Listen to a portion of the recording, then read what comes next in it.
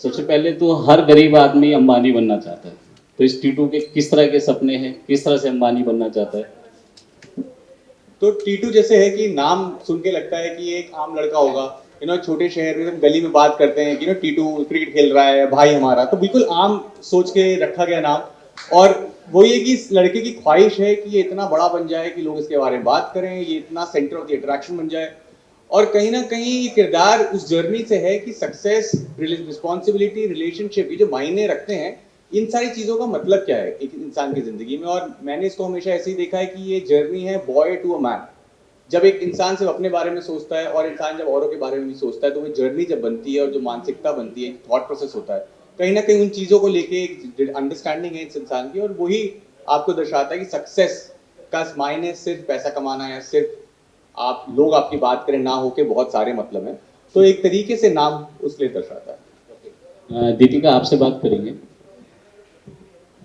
किस तरह का कैरेक्टर है? देखिए, लड़का लड़की की शादी होती है, उसकी भी उम्मीद होती है कि लड़की पैसा कमा रही है तो थोड़ा मेरी भी हेल्प करे, तो इस फिल्म में किस तरह का इंटरेक्शन आप दोनों का है? जी देखिए, एकलौती लड़की है, मौसम मेरा कैरेक्टर का नाम है, और जिम्मेदार लड़की है। जैसे जिम्मेदारी वो माता पिता की शादी से पहले लेती थी और वैसे ही शादी के बाद भी करना चाहती है। वही कॉन्फ्लिक्ट है कि हस्बैंड को भी पैसे की ज़रूरत है। अब कैसे मतलब कैसे इन दोनों की ज़िंदगी गाड़ी आगे चलेगी, और बेटी और उसके पिता को भी जो है ज़रूरत है, and she feel responsible towards him family के लिए। तो वो तो आप फिल्म देखेंगे तो आपको पता चलेगा। कैरेक्टर मेरा ये है कि एक जिम्मेदार लड़की है, माता पिता की एकलौती बेटी है। डायरेक्टर सर से सवाल होगा कि मूवी के पीछे मैसेज क्या है? इस मूवी के पीछे सर एक तो दो मैसेज है। मतलब ऑब्वियसली दोनों के अलग अलग कॉन्फ्लिक्ट हैं, अपनी लड़का और लड़की दोनों के लाइफ में अलग अलग कॉन्फ्लिक्ट हैं। तो लड़के की जर्नी देखी जाए तो मैसेज ये है कि हम लोग जब भी अपने करियर की तरफ बढ़ते हैं आगे, तो एक सक्सेस का ना सक्सेस पाने का एक रेशियो माइंड में चलता रहता है, लेकिन उसको 1 2 3 4 वाले जोन में हम लोग नहीं जाते। हम लोग थोड़ा सा एक शॉर्ट सक्सेस पाने का जो एक थॉट प्रोसेस है, ये उसके ऊपर है, जो पूरा लड़के का जर्नी है। मतलब कि कोई भी काम या कोई भी सक्सेस पाने के लिए उसका एक पर्टिकुलर रास्ता है, लेकिन अगर हम बीच में जंप मारते हैं या उसको शॉर्टकट जोन में लेके जाते हैं तो वो मिलना बहुत डिफिकल्ट हो जाता है। और इसको समझाने वाला कोई नहीं है। मतलब क्योंकि स्कूल से एजुकेशन कंप्लीट हुई, कॉलेज से एजुकेशन कंप्लीट हुई, ये तो पता है कि जो चीजें हमें एजुकेशनल प्लेटफॉर्म पे मिलती हैं, अच्छा ठीक है, ये फर्स्ट ईयर है, second year, third year, fourth year, लेकिन उसके अलावा ऐसे हजारों प्रोफेशन है जहां पे शायद एजुकेशन हमारी जरूरत है लेकिन नीड नहीं है। उस प्रोसेस के अंदर बच्चों को कैसे पता चलेगा कि रास्ता क्या है? तो मैसेज यही देती है कि कोई भी काम जीरो से स्टार्ट होता है, वो डायरेक्टली चौथी सीढ़ी पे नहीं चढ़ा जाता। सेकंड, लड़की का जो कैरेक्टर है, शादी, अब हम कई सालों से बात कर रहे हैं कि मतलब आप एक बच्चा भी रख सकते हैं। तो अगर किसी माँ बाप की एक इकलौती लड़की है तो मतलब लड़का हम क्यों रखते थे? क्योंकि लड़का इसलिए था क्योंकि वो बुढ़ापे की लाठी बनता था, लेकिन अगर लड़की है तो बुढ़ापे की लाठी कौन? इस बारे में हमारी सोसाइटी ने कोई सॉल्यूशन दिया नहीं। मतलब जब मैं ये कॉन्सेप्ट लिख रहा था तो मेरे सामने कई ऐसे सवाल आए, मतलब ऐसे 2 दिन केस आए थे कि कुछ लड़कियां अपनी शादी नहीं कर रही हैं। तो पता चला क्यों नहीं कर रही? क्योंकि उनको ये डर था कि शादी के बाद मेरे माँ बाप का ख्याल कौन रखेगा।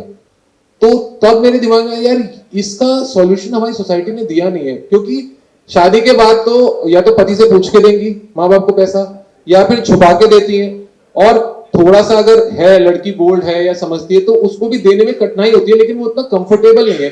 जो लड़के के साथ बिल्कुल कंफर्टेबल है उसको पूछना नहीं पड़ता कि भाई मैं अपने माँ बाप का ख्याल रख रहा हूँ कि नहीं। तो तब ये थॉट आया था जब ये फिल्म लिखी गई थी। तो इसमें कुछ जैसे तुषार कुछ स्कैम वगैरह भी कर रहे हैं अंबानी बनने के लिए। सर वो स्कैम नहीं कर रहे। तुषार का कैरेक्टर बहुत पॉजिटिव है और एक भोला लड़का है। मैं बोल रहा हूँ ना कि हमें ये पता नहीं है कि जर्नी है क्या, हमें जो दिखता है हम उसी पे काम करना शुरू कर देते हैं। या हम किसी को भी, अब जैसे बहुत सारा होता है कि एक मोहल्ले में एक दुकान बहुत ज्यादा चल रही होती है, मतलब कोई कैफे खुला है और बहुत भीड़ लगी हुई है, तो सडनली माइंड आता है कि यार मैं भी कैफे खोल लेता हूँ। बट उस कैफे वाले की जर्नी क्या है ये हम नहीं ध्यान रखते। तो तुषार का कैरेक्टर वही है कि वो इन्फ्लुएंस होके उस काम को करने लग जाता है, लेकिन उसका वे क्या है, एक्चुअल वे वही जर्नी है, लास्ट में वही कंक्लूजन भी है कि मतलब इस काम का वे आउट क्या है, इसको पाने के लिए हमें क्या एग्जैक्टली करना चाहिए। मैं बस ऐड करना चाहता हूँ जिन्होंने बोला कि आजकल ना हमने इतना ज्यादा सोशल मीडिया कह लूं या एक इतना ज्यादा इन्फ्लुएंस होने का समय आ गया जब हम एक दूसरे को देखते हो कहते हैं यार वो बहुत अच्छा कर रहा है, अभी मैं जाऊं मुझसे अच्छा है वो कर रहा है, बस मुझे वो मिल जाता ना तो लाइफ मेरी अच्छी हो जाती।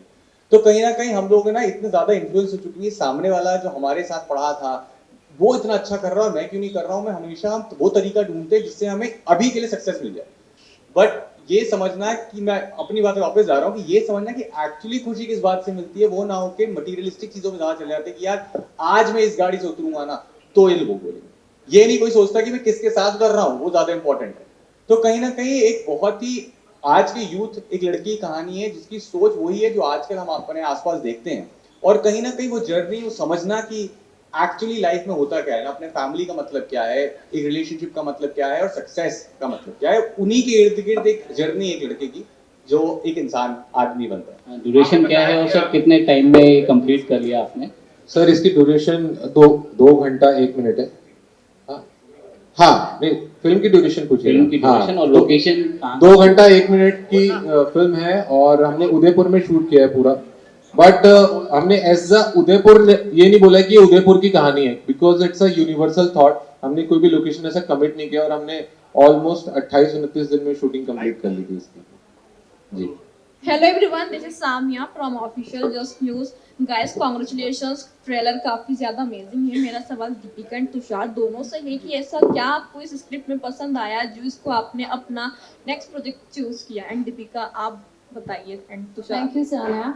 जैसा मैंने बताया मेरा कैरेक्टर एक जिम्मेदार लड़की का है, तो शादी के बाद जब आप भी काम कर रही हैं और मुझे ऐसा लगता है कि हम सब को हमारे मम्मी पापा ने काफ़ी इन्वेस्ट किया है और ये कैरेक्टर भी ऐसा ही है, तो मुझे एज एन एक्टर लगा कि ये मेरी जिम्मेदारी है। आज तक आप मुझे इंस्पिरेशन रोल में देखते हैं और मुझे लगा कि इस रोल को मेरी ज़रूरत है और मैं शायद इसको अच्छे से कर पाऊँगी। और चैलेंजिंग था, ये ऐसा नहीं है जो मैंने पहले किया हो, इसकी बॉडी लैंग्वेज, डायलॉग डिलीवरी, हर चीज़ डिफरेंट है, तो बहुत चैलेंजिंग लगा मुझे। और मुझे लगा कि इससे हम समाज में एक नई बात दे सकते हैं, क्योंकि आज हम लड़कियां हर जगह इक्वल हैं। आप किसी भी इंडस्ट्री में देख लीजिए, लड़कियां वहाँ पर हैं और अच्छे से हैं, मतलब अच्छा रेशो है, 50-50 लड़की उतनी दिखती है, ऐसा नहीं है।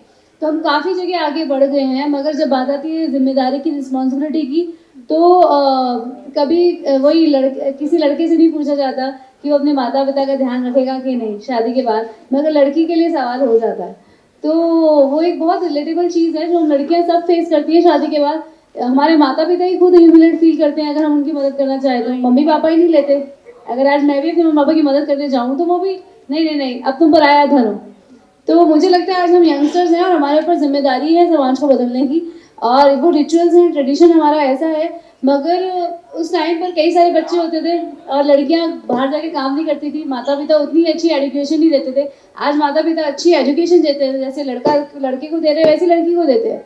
तो मुझे लगता है उनको पूरा हक है बुढ़ापे की लाठी अपनी बेटी को बनाने का, और बेटी को भी पूरा हक है कि बुढ़ापे की लाठी वो उनकी बने अगर उनको उनकी अगर ज़रूरत है तो इसमें ये नहीं है कि हाँ मैं ये बोल रही हूँ कि शादी के बाद अपने माता पिता के साथ ही रहो, ऐसा नहीं है जो कई बार मुझ पर सवाल आ रहा है। आप फिल्म देखेंगे तो कई सारी चीज़ें आपको पता चलेंगी, क्योंकि हम अभी उतना खुल के बात नहीं कर सकते जैसे, क्योंकि सस्पेंस तो कैसे खोल दे। तो फिल्म देखेंगे तो बहुत मज़ा आएगा, क्योंकि डायलॉग्स बहुत अच्छे हैं, परफॉर्मेंसेज बहुत अच्छी हैं, और बाकी तो आप सब देख ही रहे हैं, गाने भी बड़े अच्छे हैं। हाय दिखा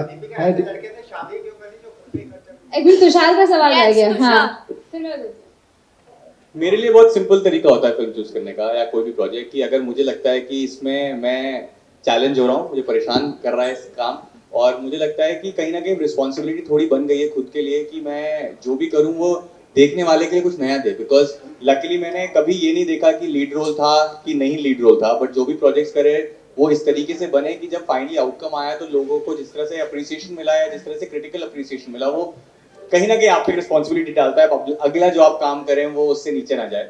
इसलिए छिछोरे के बाद बहुत टाइम आया, आश्रम के बाद टाइम आया, मैंने 2 प्रोजेक्ट साइन करे।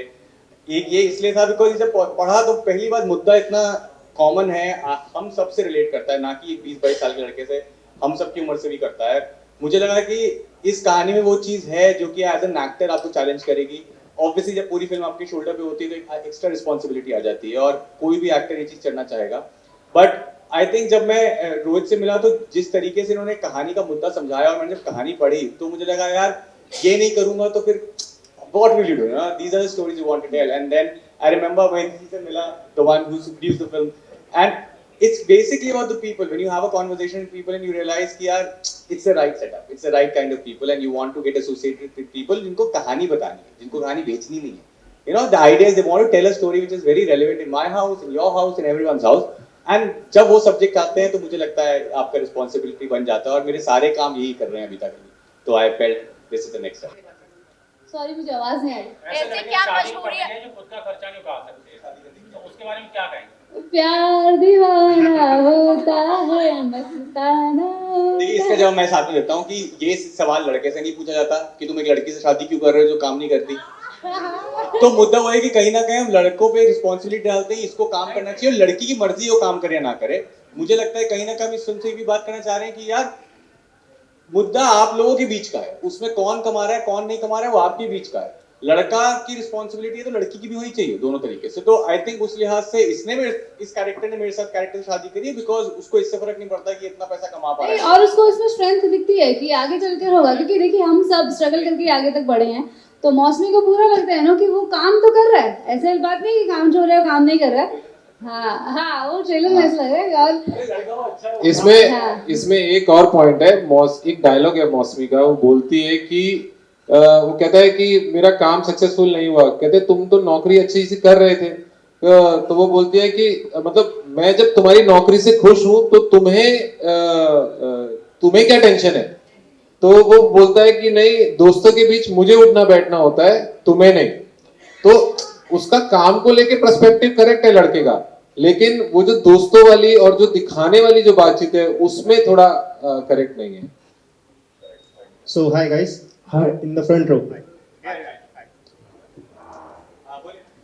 So मेरा सवाल ये है कि ऑफ कैमरा आप दोनों की ट्यूनिंग कैसी रही जब आपको स्क्रिप्ट मिली, टीटू एंड मौसमी? यार जब हम साइन हुआ फिल्म उसके बाद हम लोगों ने रिहर्सल करी इस फिल्म की। I think Rohit was very clear कि यार इस फिल्म में ना हम शूटिंग पे नहीं जा सकते बिना रिहर्सल करे, बिकॉज एक तो हम 30 डेज के अंदर फिल्म शूट कर रहे थे और जिस किस्म के कैरेक्टर्स है उनका जिस किस्म का ग्राफ है ना वो उस लेवल तक लाने के लिए आपको रिहर्सल और एक दूसरे की एनर्जी देना बहुत जरूरी है। तो पहली बार हमारी मुलाकात रिहर्सल्स में हुई और बहुत ही कंफर्टेबल रहे। मतलब अभी भी हम लोग मस्ती मजाक करते रहते हैं एक दूसरे के साथ। आई थिंक वो इतना जल्दी मस्ती वाला फेज आ गया कि जब हम फिल्म में गए ना तो फिल्म में वो केमिस्ट्री ट्रांसलेट हो गई, बनानी नहीं पड़ी। तो ऐसा नहीं था कि अरे अब ना हम बैठेंगे बाइक पे तुमने ऐसे हाथ रख लेना। तो क्या होता है वो जब ना बहुत बार मैकेनिकल हो जाता है। जैसे मैं एक्टिंग के लिए बोलता हूँ कि जब तक वो रिदम कैरेक्टर की आपके जीवन में ना आ जाए, आप कैमरे के सामने जब करेंगे तो वो नकली लगेगी। आई थिंक सेम चीज जरूरी है कि जब हम लोग ट्रैवल भी कर रहे हैं इतने समय से साथ में तो ना ये वाला टेंशन नहीं होता है। तो कहीं ना कहीं ना ये चलता रहता है। तो this very easily gets translated in the film and we felt very relaxed. कभी टेंशन नहीं हुआ कि अरे अब दीपिका क्या बोलेगी या तुषार क्या बोलेगा। और रघुवीर जी के साथ काम करने का एक्सपीरियंस है मैम थोड़ा सा? देखिए वो मेरे ससुर बने हैं फिल्म में और नॉर्मली जो बहू होती है हमारे मिडिल क्लास स्टोरी है तो बहुत झेपती हैं ससुर जी के आगे। तो बहुत ज़्यादा सीन्स तो मेरे नहीं रहे हैं उनके साथ में। तुषार के बहुत अच्छे रहे हैं बट ऑब्वियसली मैंने उनको ऑफ कैमरा काफ़ी चीज़ें करते हुए देखा कि जिस तरह से वो ऑब्वियसली हम सब लेजेंड है वो उनके बारे में, बट मैंने जो एज एन एक्टर ऑब्जर्व किया कि वो सीन में चाहे कट भी हो जाए उसके बाद भी continuous be in the character जब तक वो सेट पर हैं।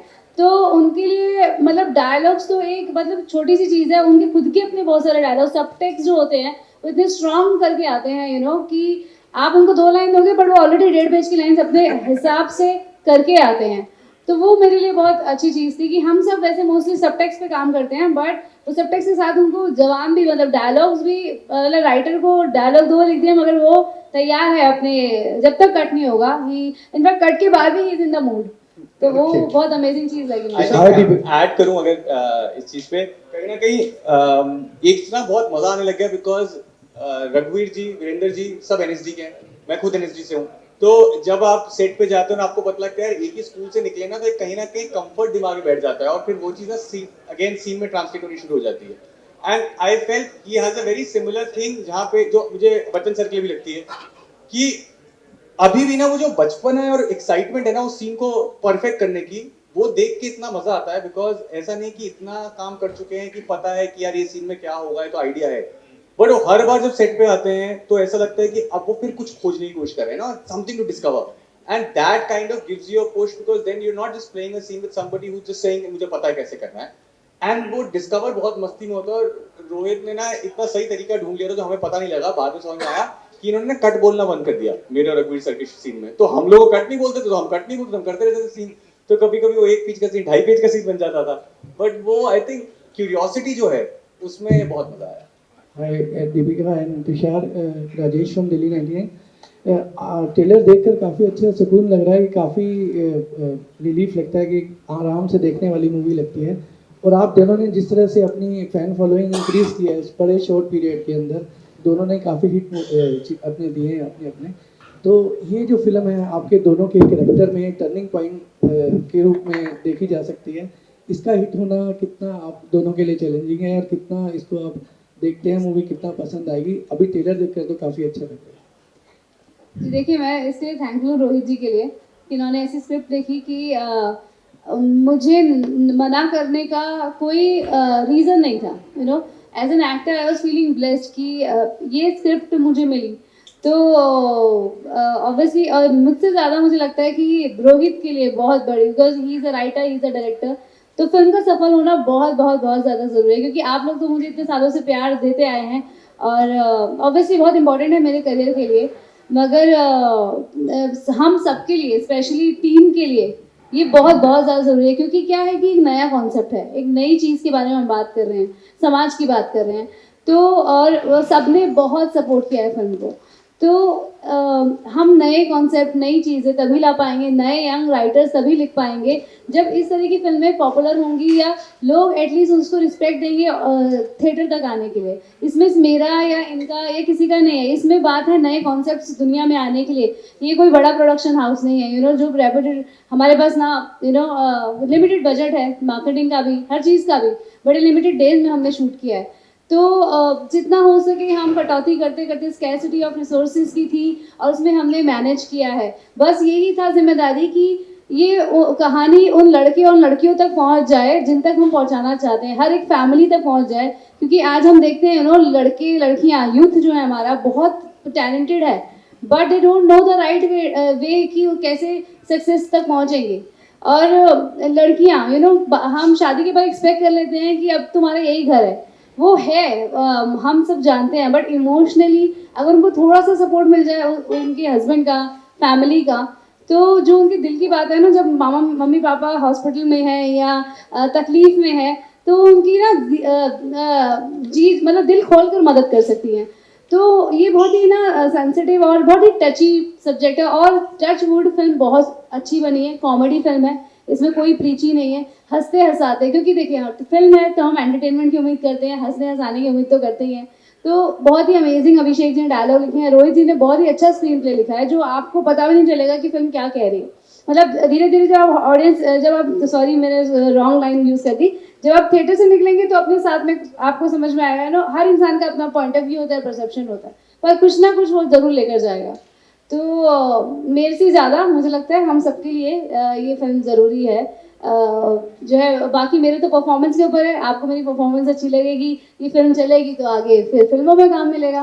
ओके, दीपिका और रोहित सर, आप दोनों से मेरा सवाल है. दीपिका, आप काफ़ी टाइम से आपको फॉलो कर रहे हैं, बॉम्बे में स्टोरीज काफ़ी करवाई है आप लोगों से, तो किस तरह का सिनेमा आप देखती हैं? टीवी, किस तरह का आप सिनेमा देखती हैं टीवी की शूटिंग से लेकर? रोहित सर, आपसे भी मेरा सवाल है क्योंकि आप भी सेम इंडस्ट्री से काफ़ी टाइम रहे हैं, तो टीवी का सिनेमा कितना अलग होता है और बॉलीवुड का सिनेमा कितना होता है, खास तौर से एक्टिंग पर और खास तौर से डायरेक्शन पर? क्योंकि अभी बाकी के टाइम से आपके साथ काफ़ी टाइम बिताया हमने.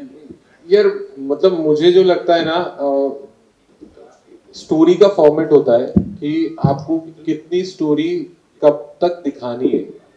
मतलब जब मेरी दादी मुझे स्टोरी सुनाती थी तो कभी कभार वो एक स्टोरी 10 मिनट में खत्म कर देती थी और कभी कभार वो स्टोरी 3 दिन भी चल सकती थी. तो वो डिपेंड करता है कि आपको किस वे में बोलनी है। तो स्टोरी वाइज, और वही डिफरेंस है फिल्म और टीवी में कि हम अभी जैसे दिया बाती है, दिया बाती वाले कॉन्सेप्ट पे फिल्म भी बन सकती थी कि एक हस्बैंड अपनी वाइफ को, मतलब जो पढ़ा लिखा नहीं है, अपनी वाइफ को सपोर्ट कर रहा है, उसको आईएएस आईपीएस बनाता है। तो वो एक रियल स्टोरी पे बेस्ड थी। एक वड़ा पाव बेचने वाले ने अपनी वाइफ को आईएएस बनाया था। तो वो अगर उसमें फिल्म बनती तो वो फिल्म जैसे कंसिडर होती, बट उसमें सीरियल बना तो उसको थोड़ा मतलब, क्योंकि एक प्रोसेस है, स्क्रीन प्ले का प्रोसेस है। मुझे लगता है वही एक डिफरेंस है। अगर हम वो वाले सीरियल्स की बात ना करें जो शायद एक अलग फॉर्मेट में चलते हैं, या जो स्टोरी ओरिएंटेड अच्छा जो सीरियल है, मुझे लगता है बहुत ज्यादा डिफरेंस नहीं है उन चीजों में।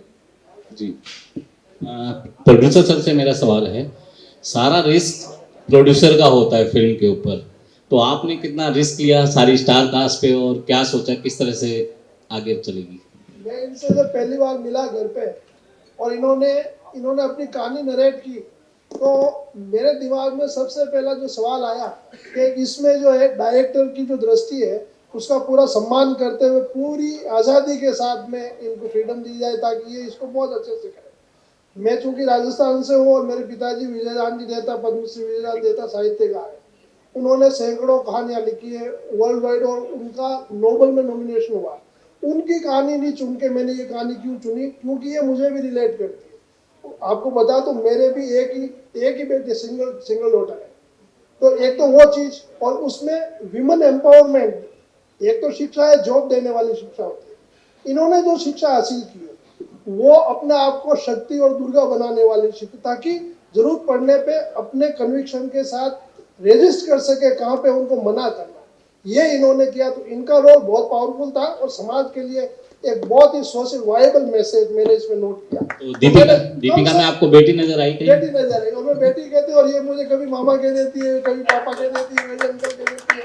तो बिल्कुल परिवार का सा। और एक तो मैं आपको बताऊँ, इसे तटस्थ होकर बताता हूँ, परफॉर्मेंस में मुझे कई जने कहते हैं इसमें फेस कुछ और होता है, जैसे तुषार के बारे में इनकी जगह कोई और होता, तो मैंने कहा नहीं, आप जिन जिन के नाम ले रहे हो, मैं बहुत फिल्में देखता हूँ, एविड शौक, मतलब इतना शौकीन हूँ फिल्म देखने का, लेकिन मैं एक तरह मुझे डिसइल्यूजनमेंट है।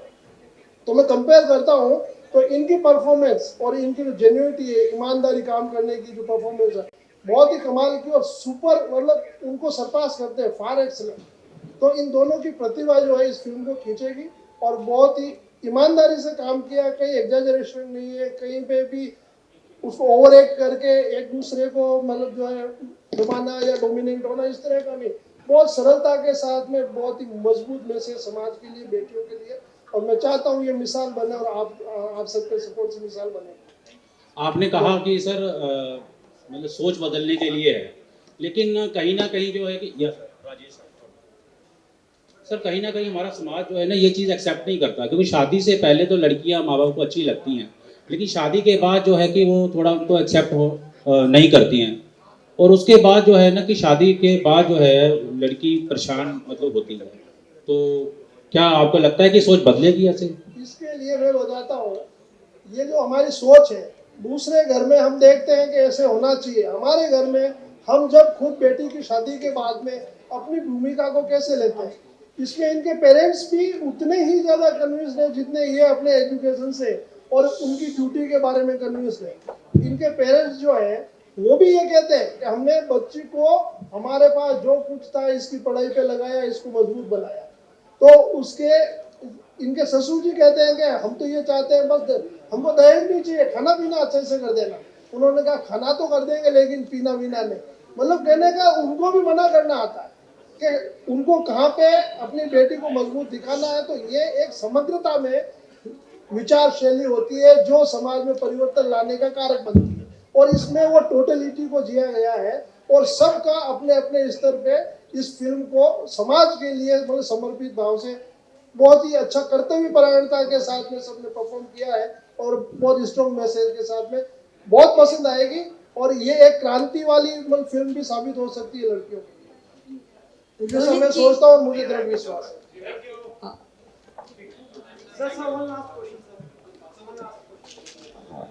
सर जिस तरीके से सर आपने सर समाज की तकसीर हेलो, हाँ जी, सर जिस तरीके से सर आपने सर इस समाज की एक मिनट प्लीज साइलेंस हो जाएंगे please, excuse me please silence, yes please sorry.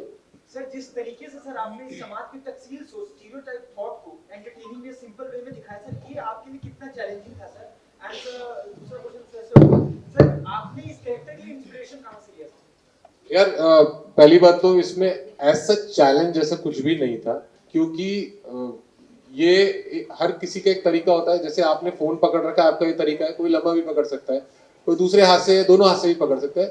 तो जिस टाइप का डायरेक्शन मैं जानता हूँ या मैं समझता हूँ, मेरा यही वे आउट है कि मुझे लगता है कि एक ऐसी स्टोरी को बहुत सिंपल तरीके से गुदगुदाते ढंग से कहना चाहिए। मतलब उसमें ऐसा, क्योंकि मुझे वही आता है। अगर मुझे कोई बोलेगा कि एक्शन फिल्म बनानी, तो शायद मेरे को सोचना पड़े, वहां मेरे लिए चैलेंज होगा। लेकिन मैंने क्योंकि इसी टाइप का शो किया है, जब मैं थिएटर करता था, दिल्ली में ही थिएटर करता था, 6-7 साल में जुड़ा, तब भी हम लोग यही टाइप के प्लेस करते थे।